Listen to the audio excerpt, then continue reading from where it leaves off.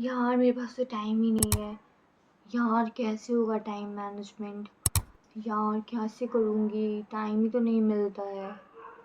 These are the few things जो हम सभी को कभी ना कभी फेस करना ही पड़ता है। हम सभी ये बोल के रहते हैं यार टाइम ही तो नहीं है। कैसे होगा टाइम मैनेजमेंट? आज मैं आपको बताने वाली हूँ एक ऐसा रूल जो आपको बना सकता है फेलियर से सक्सेसफुल पर्सन। इस रूल को अगर आपने फॉलो कर लिया तो आपका सक्सेस रेट 101% गारंटीड है। कोई नहीं रोक सकता आपके सक्सेस को। वो रूल है 12:7:5। एक ऐसा रूल जो आपको सही में फेलियर से टॉपर बना सकता है।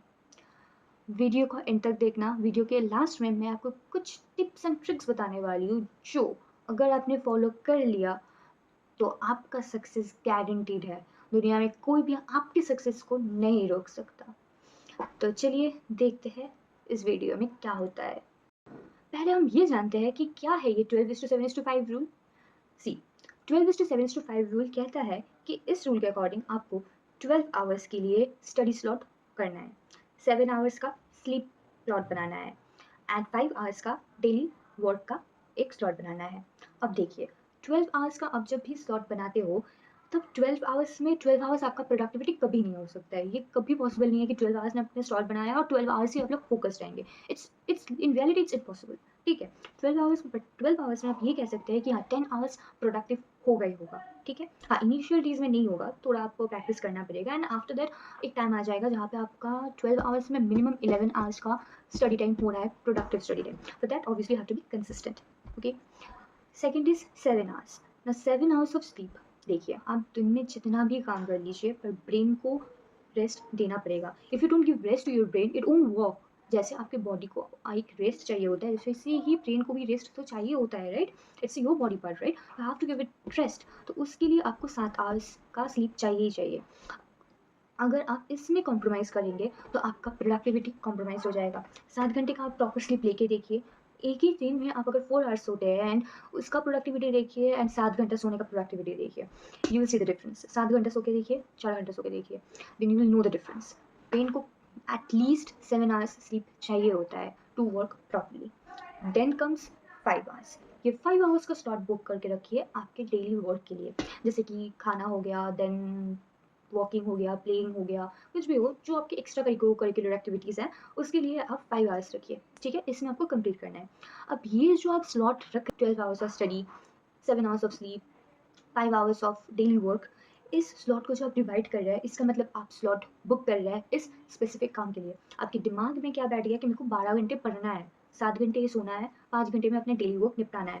That means brain gets the command कि मेरे को इस टाइम में यही कंप्लीट करना है, वो चाहे कैसे भी हो।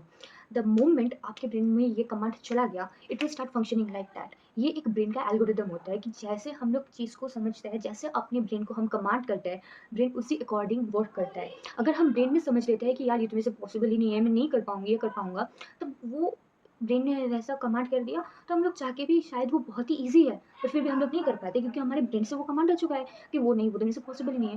और जबकि टफेस्ट एग्ज़ाम्स भी क्लियर हो रहे हैं, एक नॉर्मल इंसान जिसने कभी ठीक से पढ़ाई नहीं किया होगा वो भी अगर यूपीएससी जैसे एग्ज़ाम्स क्लियर कर पा रहे हैं, तो इसका मतलब क्या? सब ये ब्रेन का कमाल है। ब्रेन अगर कमांड देगा कि yes you can do it, that means you can do it at any cost.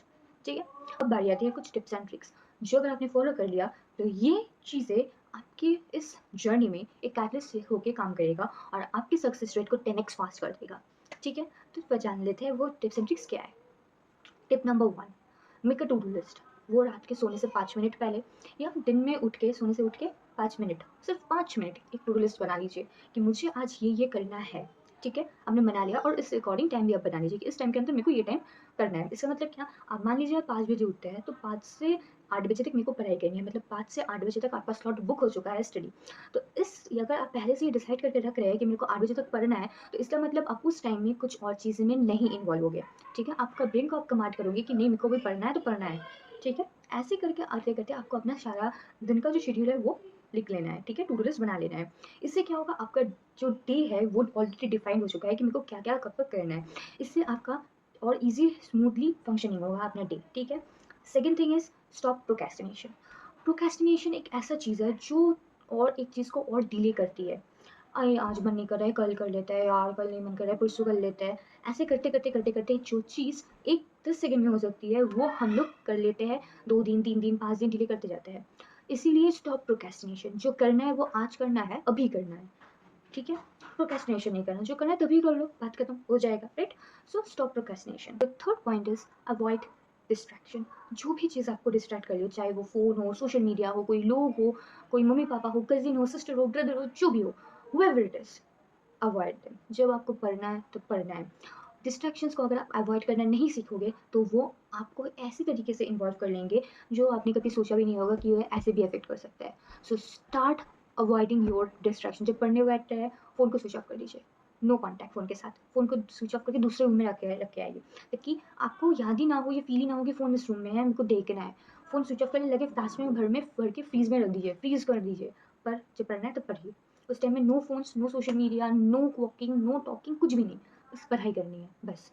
ऐसा आपको करना होगा, तभी जाके आपको इस 12:7:5 रूल का आपको बेनिफिट्स दिखने लगेगा। Your fourth, last but not the least and the most important step is start saying no.